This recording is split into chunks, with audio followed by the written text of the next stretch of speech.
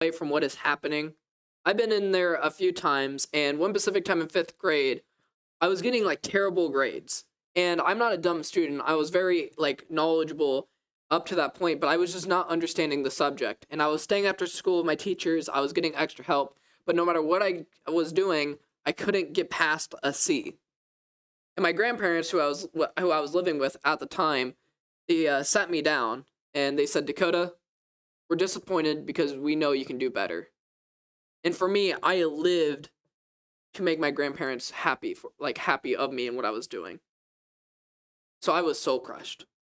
Soul crushed that I got a little dramatic and I started packing my bag for a new life. I packed 20 bucks, some clothes, my toothbrush, and 5 chocolate chip Pop Tarts. And I was like, I'm going to start my new life. I wrote a note basically saying I was off and I'd be okay. So 6 a.m. rolled around, I got out of bed, I walked out my bedroom door to the living room and out the front door, and I was heading towards the road. Well, one thing I didn't realize is I was an extremely loud kid. So my great-grandmother, she heard me, and it didn't take long till right when I hit the road did I hear, "Dakota William Hansen, get back here right now." And in that moment, I almost ran for it. I was like, I do not want to go back there. I am about to die. There was fear in my heart. I felt shame. And I was upset. But despite me wanting to make a run for it, I turned around. I walked back. And what I thought was going to happen didn't happen. She hugged me. She sat me down. She unpacked my book bag. Insulted me a little bit for only taking 20 bucks. And after that, she never mentioned it again. And I never tried running away again. It was like it never happened. Part of growing up, I feel that we all get to this point where we think we know better. That if we just had a chance to do things on our own, it'd be successful. Because when we're constantly having to answer to someone, it can get us to get angry, maybe a little resentful, and perhaps it will just get us to actually run away so we can take control of our own lives. Today, we're going to be reading a vital story in the book of Luke, and we'll be starting in verse 11 of chapter 15.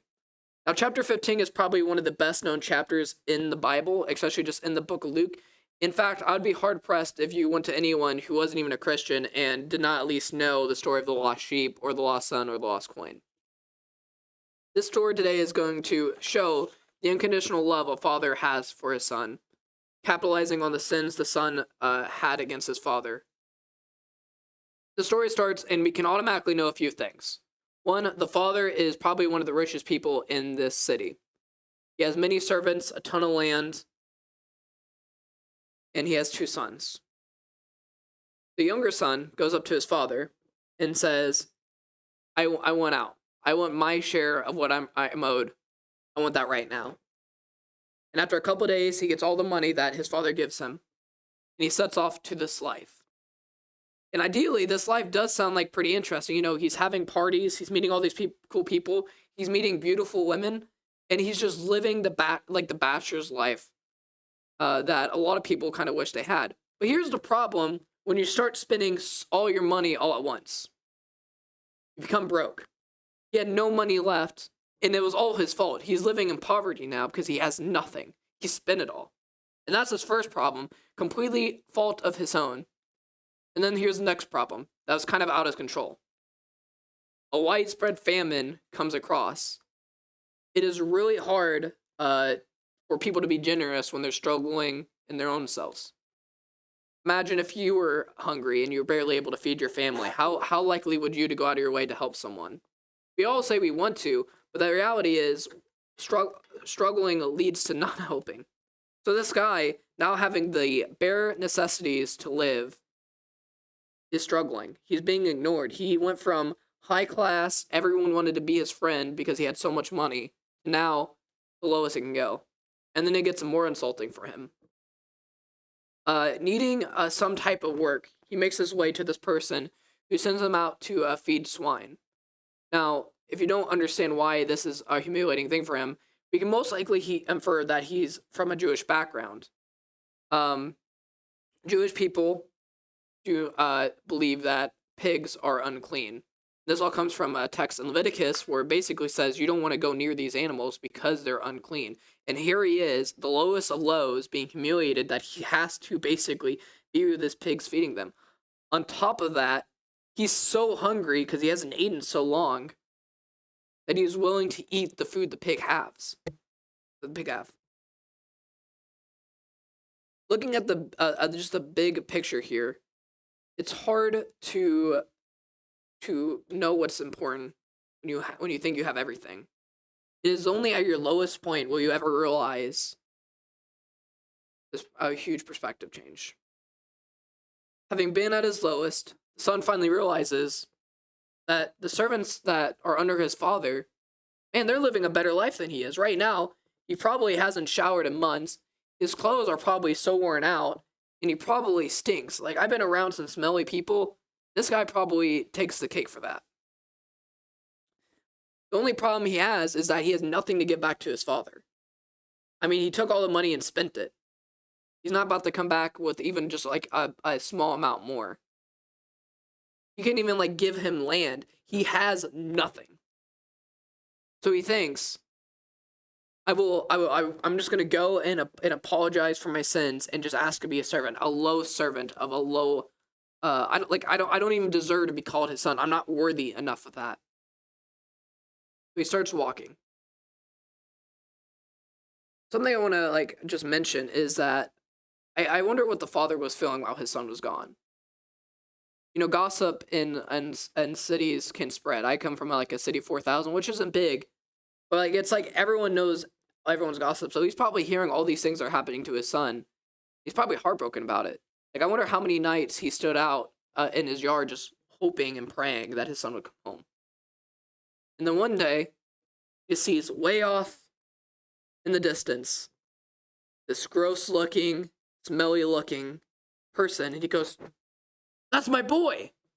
And filled with compassion, he starts taking off towards his son. And his son probably sees his father, and he goes, "Okay, I got some explaining to do. I gotta apologize." And his father reaches him and hugs him and starts kissing him. Which my first thought is, that is disgusting. That guy hasn't showered in so long. Father then tells his servants, as the son's trying to explain, get him a fresh robe, get him a ring, get him shoes. And while I was researching into the culture back then, this is very significant. The robe is representing himself as a higher position for fancier clothing. The ring is a symbol of authority. When people of high status would present themselves, they would always be wearing some type of jewelry. And the shoes issued his son as not a servant, but as a free man. As servants would often walk around barefoot. Then, on top of that, the father says, "That fine cow we have that we've been waiting to like kill and have a feast with, kill it right now. We're gonna party hard." And remember, there's a famine happening. A really horrible famine. So him killing a cow is a pretty significant thing to be doing at this point. Now while this is all happening, he makes this statement. "For this son of mine was dead and is alive again. He was lost and now is found." While this awesome party is happening, the older son, we don't know what he was doing during this whole ordeal, but he comes home and he hears this party happening, and he asks one of the servants, and he goes, "So like, what's going on in there?" And the servant's like, your brother, he's home, and we're celebrating." And in a kind of a weird way, I kind of relate to the older brother, because I'm like, yeah, I would be kind of angry about this. I'd be like, why is he getting a party? And the father comes out, and he's pleading with his oldest son to please come in the party and celebrate. And like, he's furious. And when I read the text, I can literally feel the anger probably coming off. Like, he's yelling at his father, "Father, he slept with prostitutes. He wasted all your money. And after everything I've done for you, I've sweated for you, I bled for you, I broke my back for you, doing all this work, and not once have you offered a cow for being sacrificed for me. Not once have you ever given me anything. And here's your son who defiled you, and you defiled our family name, and you're throwing him a party? I can understand being that angry for that. But he's missing the point. The father says, son, you've always been with me. We had to celebrate that your brother was dead, but has begun to live again. I ask you in this room, for people who continuously and knowledgeably knowing that every time you try making a decision or going off on your own, how well has that worked for you? I remember a couple years ago, I tried really hard just to be like, everything's cool, and I'm doing everything on my own, and I didn't involve God in my life.